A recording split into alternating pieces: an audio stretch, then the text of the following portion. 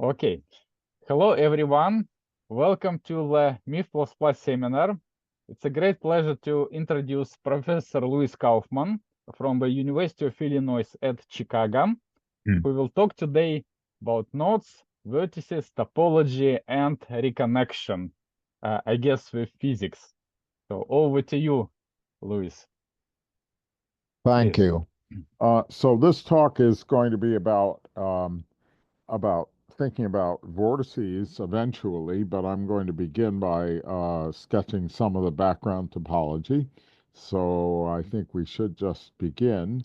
Um, this first slide actually illustrates a little background topology. There's a trefoil knot there, and it's been colored in three colors according to the rule that at each crossing you see three colors in this case, or one color is the rest of the rule. And if you try that, if you've never thought about this particular end of things, you'll see that um, some knots can be colored with three colors and some can't, and that the three coloring persists when you move the knot around up to isotopy. So there's an invariant staring you in the face there. Now let's see if this slideshow works. Yes. And of course, the problem in knot theory, the initial problem is one of placement of a circle or other object in a higher space. And in this case, the question is, here's the placement of a circle in three-dimensional space, and is this knotted or not? Can this be moved through embeddings to make an ordinary flat circular embedding of that tube rather than this one? And the answer in this case is it's not knotted, but that isn't so easy for the eye to see. If you're interested, I will send you a picture of it being unknotted. Um, Here's a bit of history from around 1900, a book written by Romilly Allen, which knot theorists never saw. And David Evans, who's a statistical physicist, showed this to me around 1990. Um, this is a theoretical method for producing Celtic knots, Celtic knot patterns. And as you see, um, the idea here is very simple. You start with a regular weave, like the one on the right, and then you can take each crossing in that weave and replace it by something which has no crossing by smoothing it either vertically or horizontally. That's an idea that knot theorists started using only in the 1980s, curiously enough. Um, and and they use it differently from Romilly Allen, of course. We use it uh, by having the following idea that you could take a linear combination of invariants associated with the three knots that are available from a given diagram with a given crossing by taking that crossing and smoothing it one way and smoothing it the other, and assuming that they are linearly related in this way by polynomial variables. And that turns out to, with some specialization of those variables, give rise to a polynomial, and it gives rise to a model for the Jones polynomial, which was also discovered in the 1980s. So if knot theorists had read Romilly Allen, maybe they would have discovered these things earlier. Um, and the curious thing is that this kind of an invariant is closely related to many things, to combinatorics, to physics, and so on. And we're going to be using this invariant to study exactly this kind of process of the knot diagram being smoothed. But the smoothings that we're going to be looking at are oriented.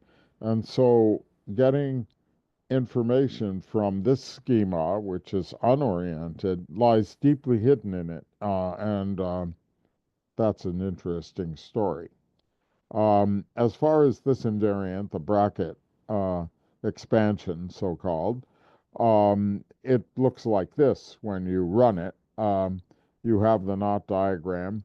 You smooth it in two ways at the dotted crossing there on the blackboard, and you get a couple of other knot entities. In this case, when you smooth it one way, you get a link, as you see on the blackboard, a simple hop link, and when you smooth it the other way, you get an unknotted circle with some curling in it, and we keep track of the curling.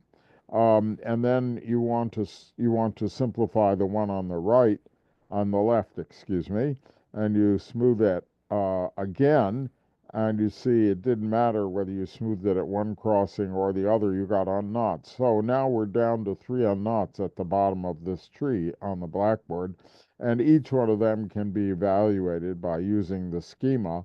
You add them up and you get a polynomial, and then that polynomial needs to be normalized to get something that's fully invariant, and that polynomial is normalized, it turns out, by minus a cubed raised to the negative writhe, which is the writhe of this is 3, which is the sum of the orientation numbers for the crossings.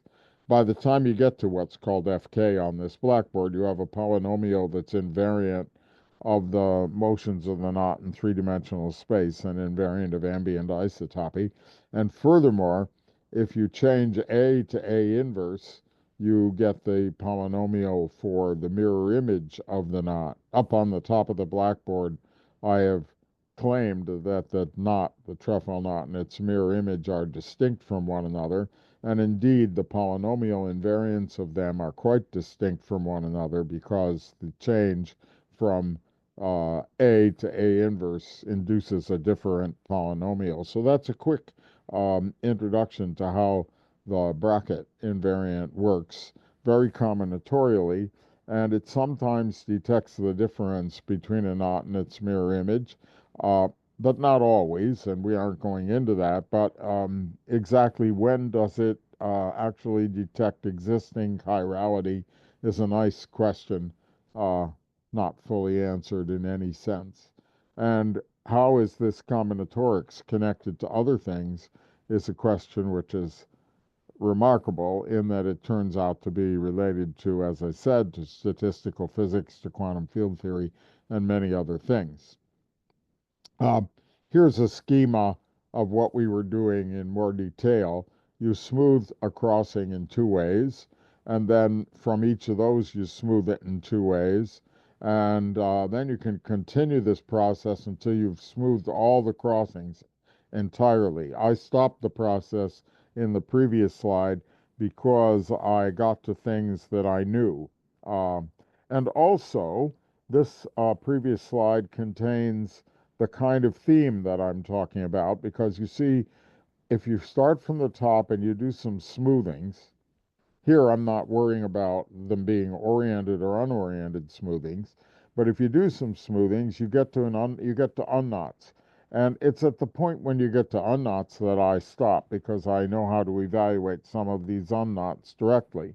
But you see that if you insisted on smoothing going down on the left, uh, why then it took you 2 smoothings to get to an unknot because you went through a hop link.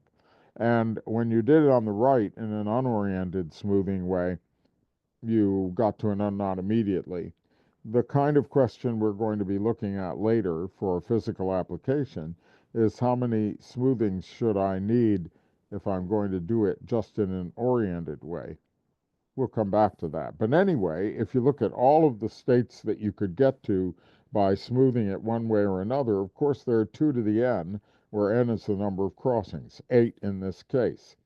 And so this invariant is the sum over all those states of evaluations of the states. And the evaluation turns out to be the product of the A's and the B's that are the vertex weights that happened immediately when we expanded by smoothing one way and smoothing the other, multiplied for each state by another variable which is related to the remaining variables when you make it in an invariant, raised to the number of loops, or sometimes raised to the number of loops minus 1, depending on how you want to proceed. Um, so the invariant is the sum over these states. Um, the states can be arranged, and it was studied that way for a while, but the states can be arranged in a nice pattern where you say start with all the A smoothings and then have an arrow which goes to a state if you reverse the smoothing type. So up at the top I have 3A's, and then you see that those arrows go down to states that have 2A's and a B. I re-smoothed one of the sites in the top. And then the next row is 2B's, and the next row is 3B's. So the 2 to the n states can be arranged in tiers like that, starting with all A's and ending with all B's, and they form a cube. In this case, actually a cube. If there were 4 crossings, a hypercube. If there were 5 crossings, a hypercube, and so on, in pattern. Um, and Khovanov, in the 90s, observed that that this is a category and that he could use the idea that it's a category. Of course, it's a category once you've defined it this way. You have arrows, and a category is just an oriented graph with certain node structures, and you can make a category out of that by saying that compositions of arrows will be the paths that go along the 2 arrows, or 3, or however many there are, and that you will add an identity arrow at each object. So you have a category. You're looking at a category whenever you're looking at a directed graph. But what do you do with this category? Well, Khovanov had the idea that you could use the notion of the cohomology of a category with coefficients in some appropriate ring. And that ring is a Frobenius algebra of the right type, which makes this whole thing invariant. I'm not going to go into the details of this, but I may come back to it if there's a little time at the end. But you get a more powerful invariant than the polynomial by going to the homology of the category in this way. And then a certain graded Euler characteristic takes you back to the polynomial invariant.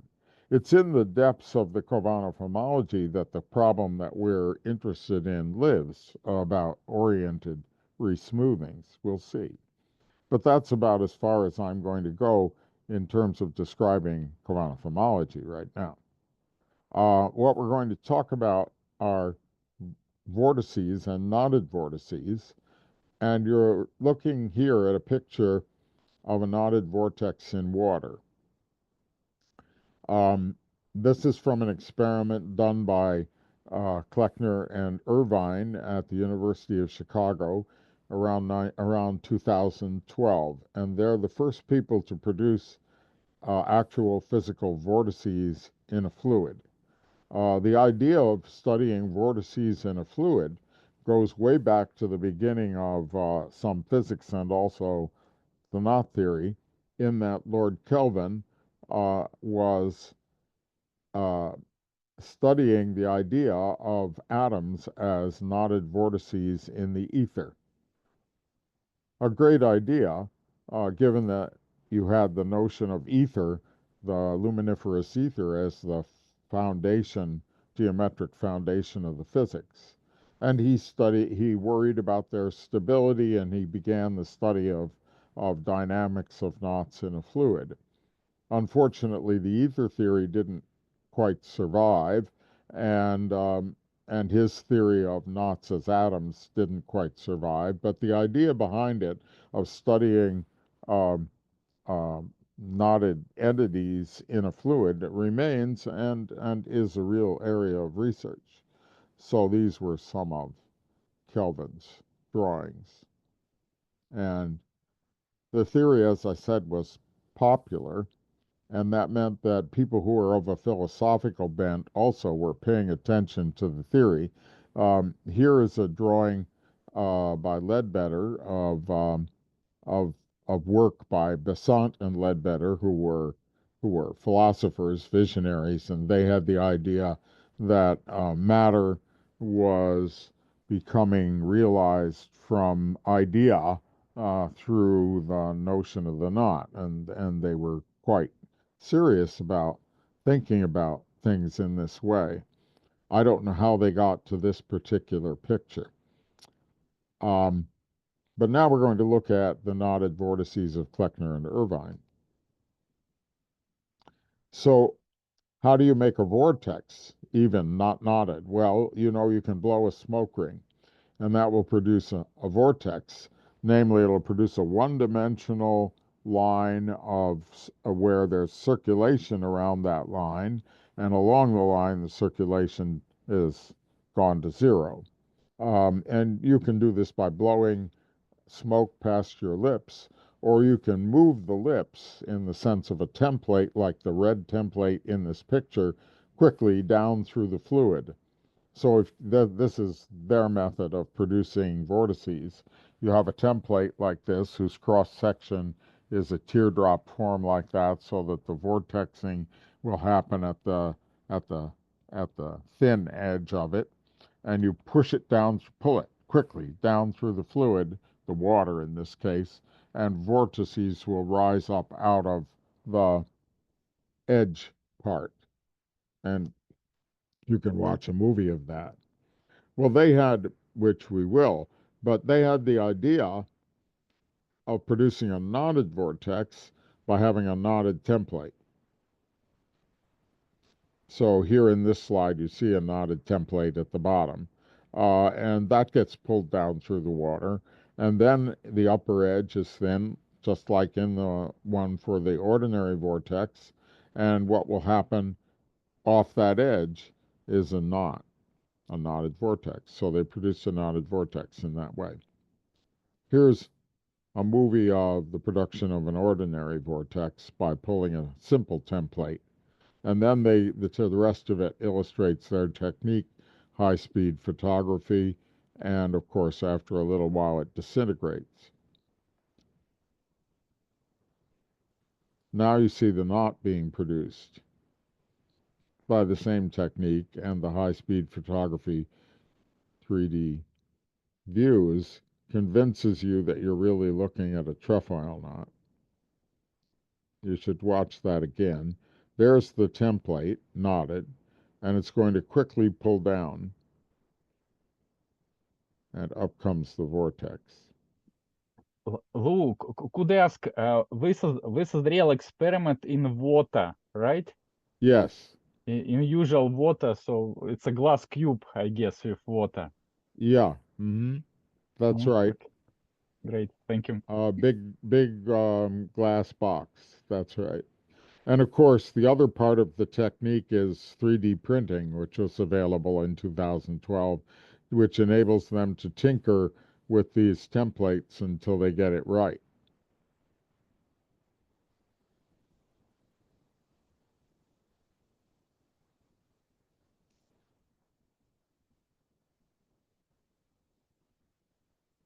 Now, these are very unstable knots. They're moving around in the water, and they tend to break up.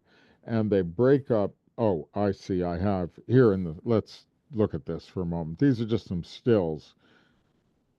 You see it move down quickly, and then you can see the vortex production, but but it's only the forward edge that has any stability at all. Those other ones that are happening below that forward edge are breaking up immediately, and the forward edge is consolidating a bit and becoming the knot that you saw in the film. So that's the film in some stills. Here's the other phenomenon about how they break up. Two bits of vortex line come near one another, and then some kind of hard to describe interaction occurs, and they re-smooth, just like in the theory of the knot invariant. You have two parallel edges, and you now have two parallel edges in the other direction, in the other way.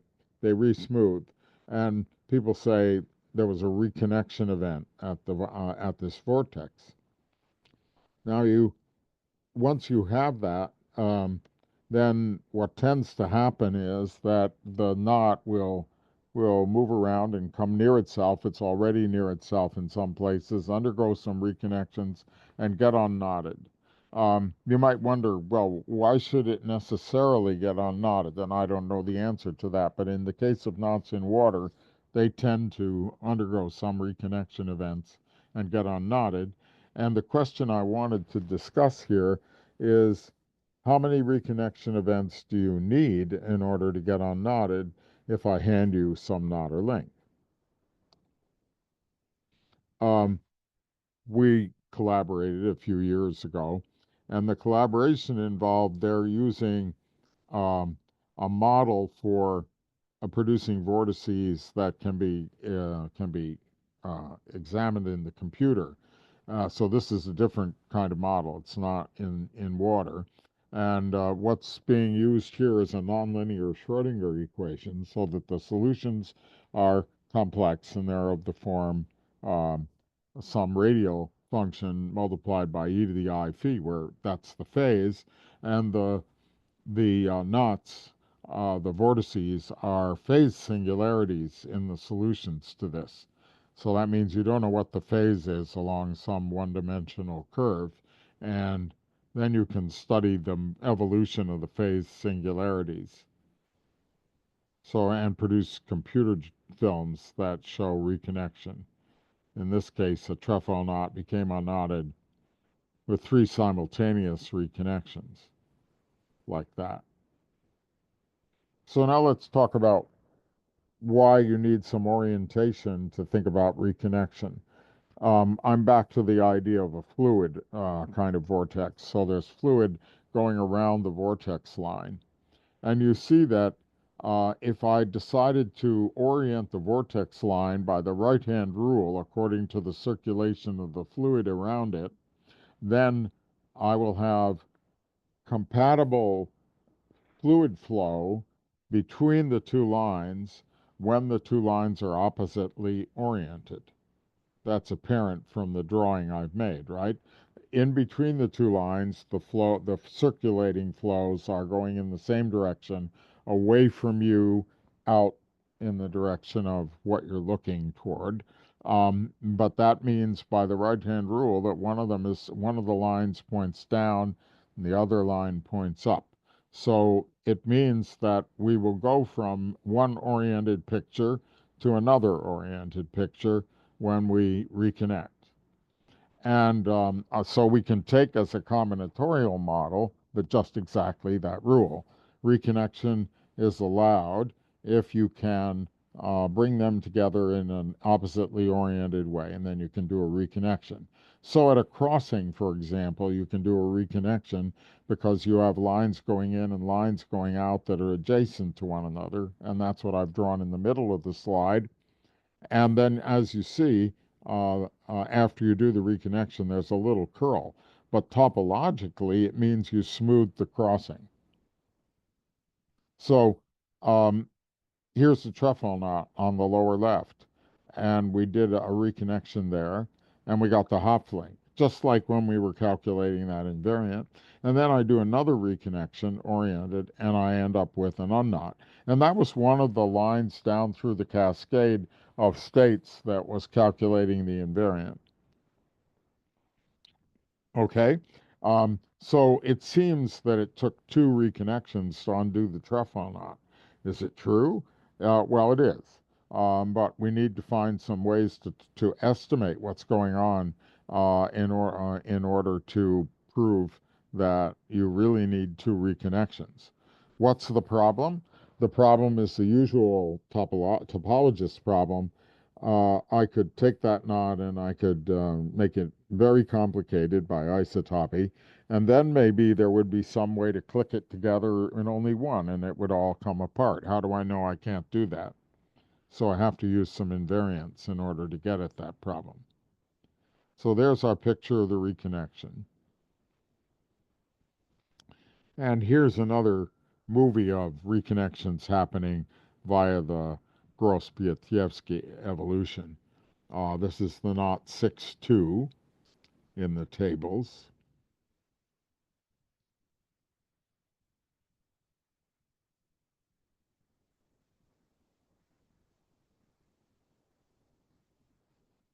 And it all became unknotted after a little while. And if you track it more carefully than just looking at it, you see that you started with 6-2, and in this evolution it turned into this link of two components, and then the link turned into a truffle knot, and then the truffle knot went down into reconnections like we just illustrated. Louis, could I ask about helicity? Is it easy to define this function? Helicity for curves is defined, yes. Could you briefly explain how? How is it defined? Well, I guess I wasn't prepared to talk about Okay. Yeah, sorry. helicity, but Mm-hmm. helicity and helicity is usually defined for a flow, Mm-hmm. and you're thinking in terms of the velocity of the flow and the way it goes around. So roughly speaking, you're measuring how much turn there is around the vortex lines if you're going to write down the formula for the helicity. Uh-huh. Yeah. Uh-huh. I see. I see. Okay. Yeah. Thank you. Thank you, Louis.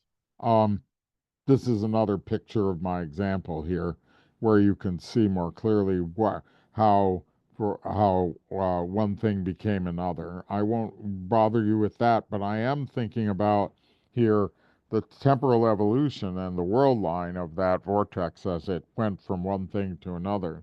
And um, and so we can actually think about the world line and what kind of surface is traced out in force space when you have vortex reconnection.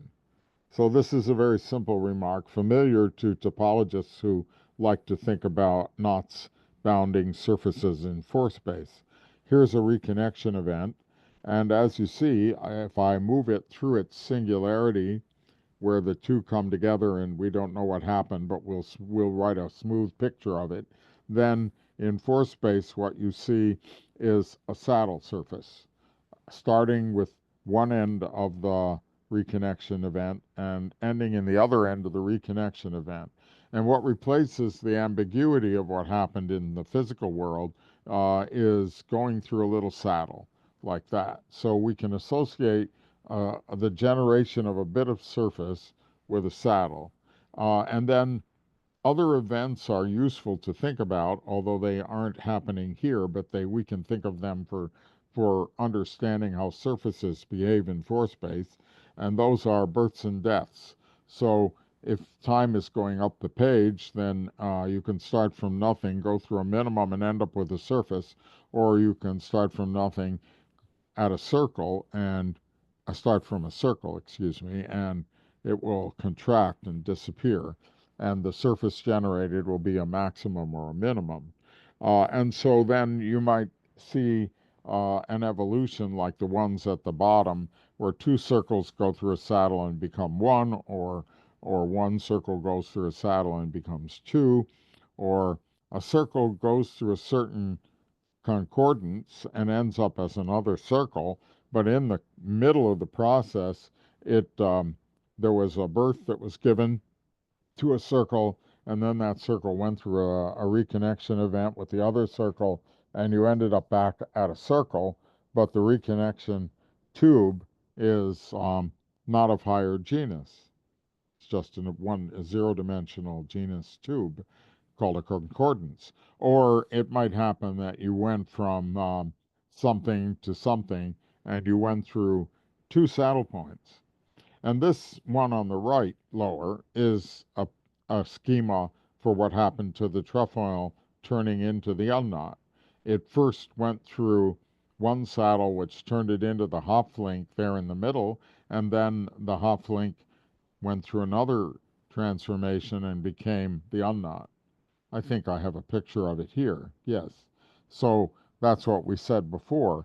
The trefoil underwent a reconnection event, ended up as two circles. Then the Hopf link underwent another reconnection event and ended up as a single circle.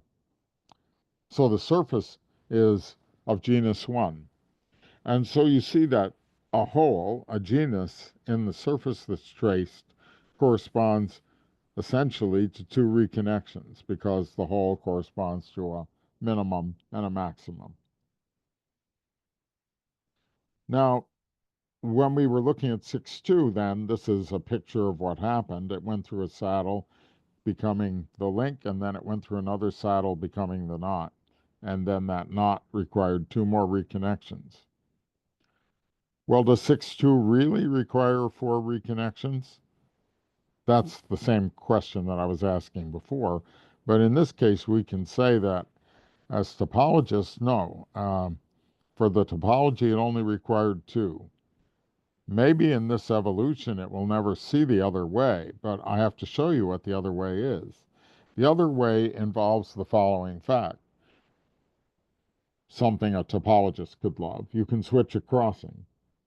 Now, switching a crossing is not a reconnection, not per se, but in fact, you can achieve a switched crossing by going through 2 reconnections. And these pictures show you how to do it. Go through a little isotopy to produce an oppositely oriented edge near the undercrossing line. Then go through a saddle point at the undercrossing line, and now you have a line that undercrosses twice, and you pull it back and push it over the top, and then go back through another saddle, and you see that I have switched the crossing, and up to isotopy, I've switched the crossing. So crossing switches can be done in 2 reconnections.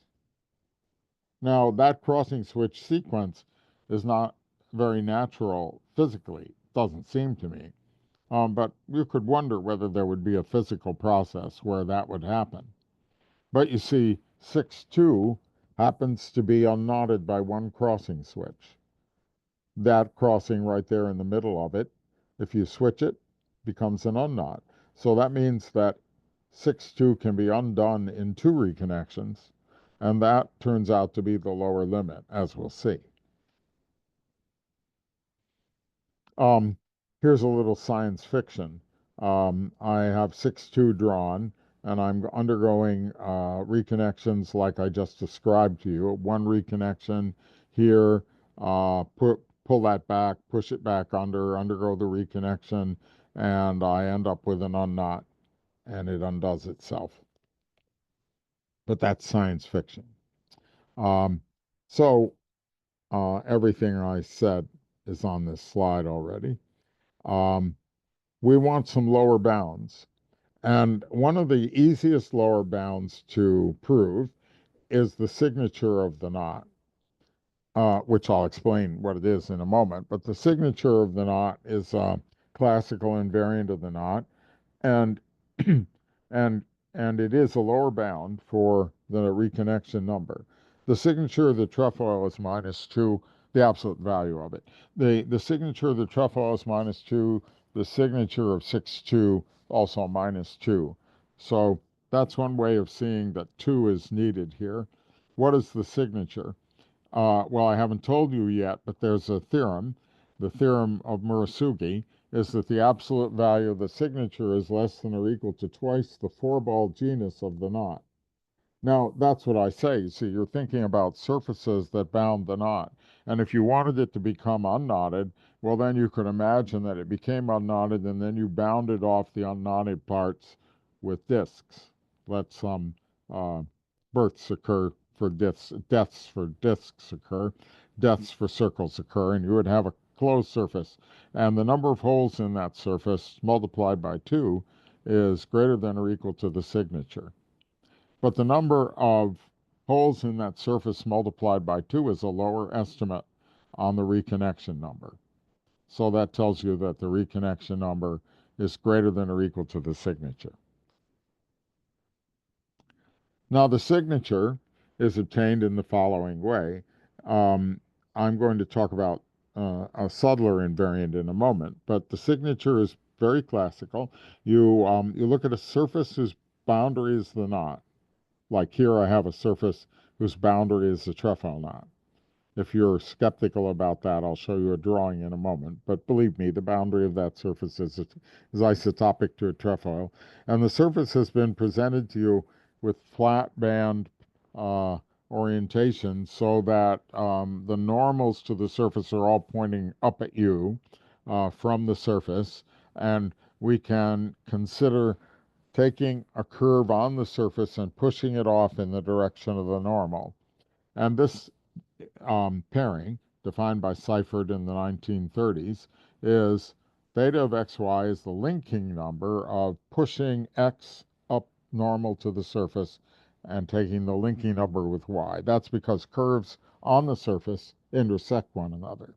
So you see that here, if you push A upward, then it links B. If you push B upward, there's no linking.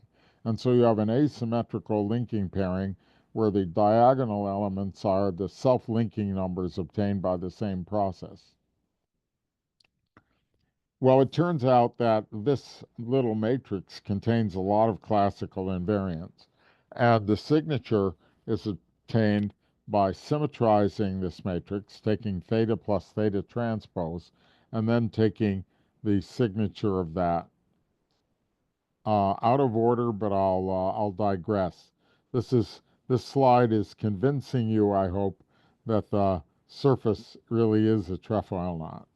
This is up on the upper left. I have a surface whose boundary is the trefoil knot, and I'm pushing it around until it turns into a surface with some bands attached, like I told you. But um, here's a story for getting at the signature of the trefoil, according to what I said. Unfortunately, there is a bar that I can't see beneath the bar, but I think you can. I've drawn the Seifert pairing matrix for the trefoil, and then I've symmetrized it, and then I've found the characteristic polynomial, so I know the eigenvalues, and the signature is the sum of the signs of the eigenvalues, of course. So that's how you get at the signature. Um, and so we can try other examples in the same way. I won't worry you about it further. Um, there are other ways to get at, well, yes, I guess I should. Um, in the bottom of this slide, I have the figure-8 knot, and the signature of the figure-8 knot is 0. The calculation is over there on the right.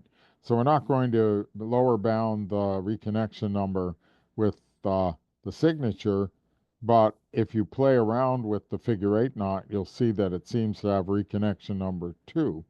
And why?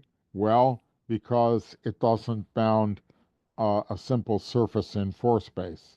And one way to see that is to use the ARF invariant. So I'm put in too many invariants in the talk, maybe, but the ARF invariant is a very nice invariant that can be described by you're allowed to make a double crossing switch like the one in the upper part of this slide called a bandpass.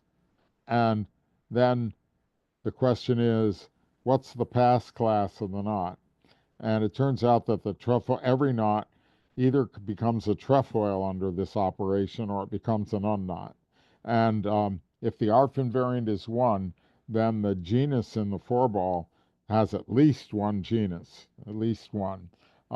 It can't bound a disk. And the figure-8 knot, therefore, can't bound a disk in the 4-ball. And that means that it must hit at least one genus, and therefore its reconnection number is greater than or equal to 2. And on the other hand, you can show that you can undo it in 2 reconnections, and so it has reconnection number 2.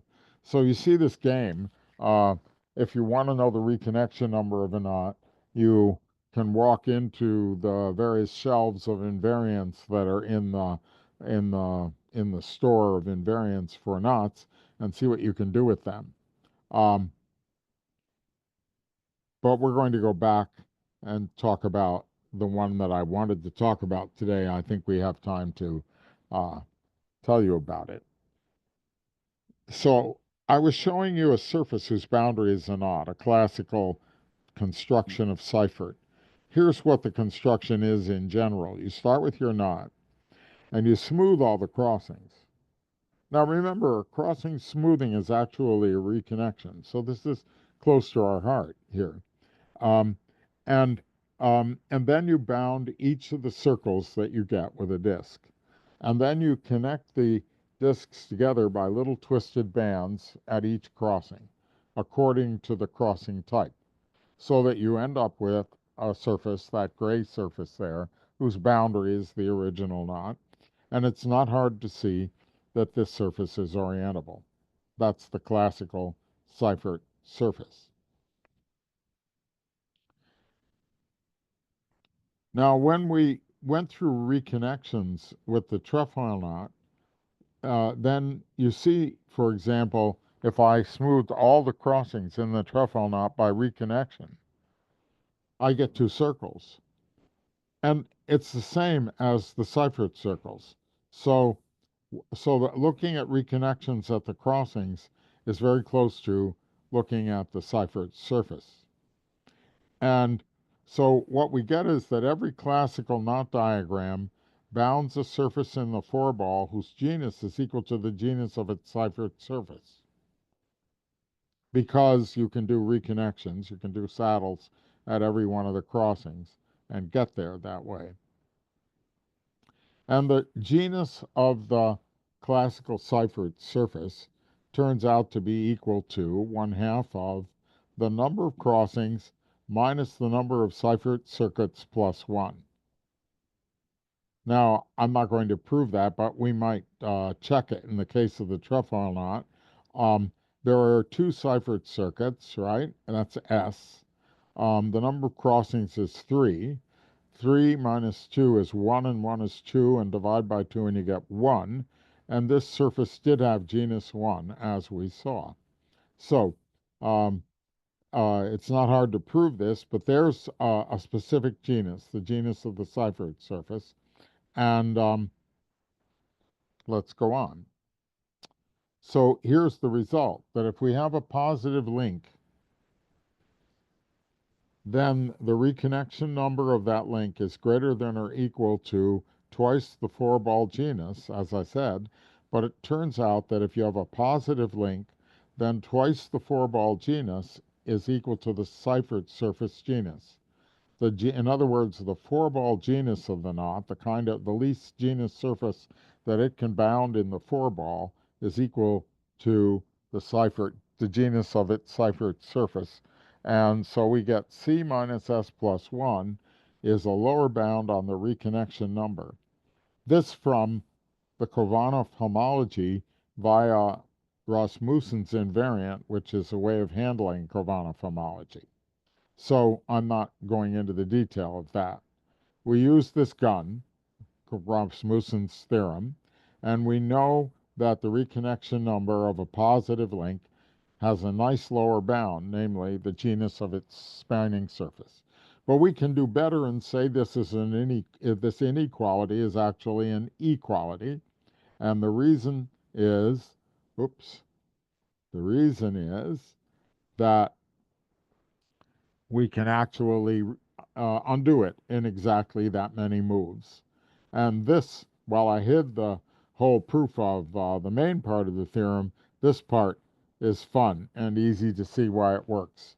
Look at this knot. It's positive. All the crossings are positive. So we could apply the result. And I've smoothed all the crossings over there on the right. They're the Seifert circles. And the point is simply this. That's overkill. I wanted to get to an unknot, and I could get to an unknot if I smoothed some of them rather than all of them. And how many do I really need to smooth?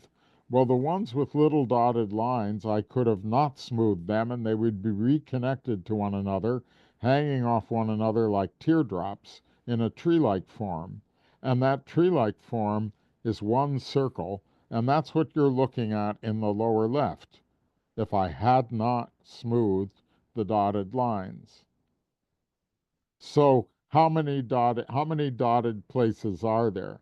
Well, I need to connect up all the Seifert circles one to another in a little chain, right? That's what I need to do. And that means use one less than the number of Seifert circles. So that means that I can reconnect in the number of crossings minus one less than the number of Seifert circles, which is C of k minus S of k plus 1. And so you see that we can actually undo by reconnection any knot, not even necessarily a positive knot, in that many moves. So the reconnection number is bounded above by that, in fact, and it's bounded below through Rasmussen and therefore equal. And so we know we actually know the reconnection numbers for infinitely many different knots. Lots of knots are positive. Some examples here, it's a positive link, and if you do it in the right way, you can reconnect it in two. I won't dwell on that one, but torus knots are nice. Torus knots go back to the moral of Rasmussen's theorem in topology anyway. Here's a torus knot of type 4-3. It goes around 3 times in the long way and 4 times around the meridional way. The crossing number is q minus 1 times p. It's 3 times 3. You can see that. And I'm sorry, it's 2 times 3. I'm miscounting. Um, q is 3. 2 times 4 is 8. Yeah, okay. And the number of Seifert circles is seen below. It's q, 3. And if you calculate the C minus S plus 1, you get P minus 1 times Q minus 1 for a general torus knot. So that tells us that the reconnection number for a torus knot is P minus 1 times Q minus 1. It also tells Rasmussen's theorem is telling us that the four-ball genus of a torus knot is P minus 1 times Q minus 1 over 2. And that was one of the nice things about Rasmussen's theorem is that it gave a combinatorial proof of that fact, which was a conjecture of Milner and then proved by Kronheimer and Moravka by more gauge theoretic techniques.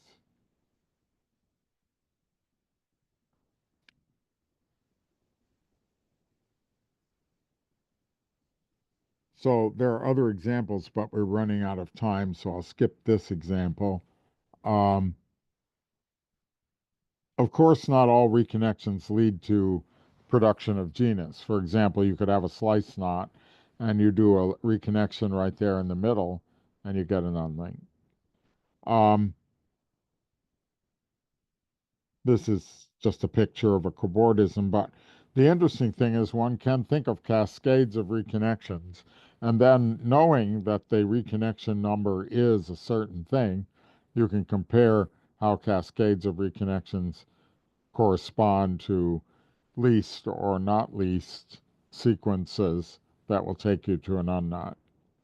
One other example of a subject in which one could look at reconnection, and these people and myself are doing some collaboration.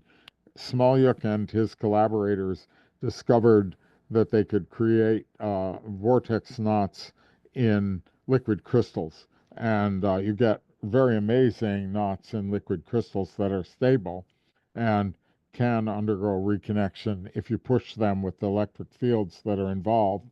And so you get similar kinds of questions about reconnection number for the knots that are produced there. And one can do calculations of the kind that I'm indicating to you to think about not only the reconnection number, but also the number of reconnections that would take you from one knot to another. So this is a very simple formula, this C minus S plus 1, but it kind of gets around in thinking about the structure of reconnection for knots and links, because under some circumstances it's exactly a lower bound, and in other some circumstances it is just a number of reconnections that can be done to get from the knot to the unknot. So time will tell what will come of this experimentally, and I thank you for thinking about this. I think that we should stop rather than have any further description of the Khovanov homology. That would be another talk. Thank you very much, Louis, and please thank Louis for his beautiful talk today, so physically and virtually. So questions, if you could keep your slides, Louis, because yeah, Right. you have so many beautiful pictures, so please keep your slides. It will be easier for us to ask questions. Now there's the share. Right. You may have a question about this slide or that slide. Yeah, indeed. Indeed. So I encourage well, the participants to think about questions. We often at our seminar discuss crystals, and they have appeared at the very end of your talk. So great. But I guess most most concepts were not familiar to our participants. So I'll encourage them to think, and will ask my first question. So it seems to me that the reconnection, you call it the reconnection number, right? Right. Reconnection number is the main invariant you introduced today. So could you please remind us the formal definition of this invariant? Sure. Why don't we go all the way back to the beginning where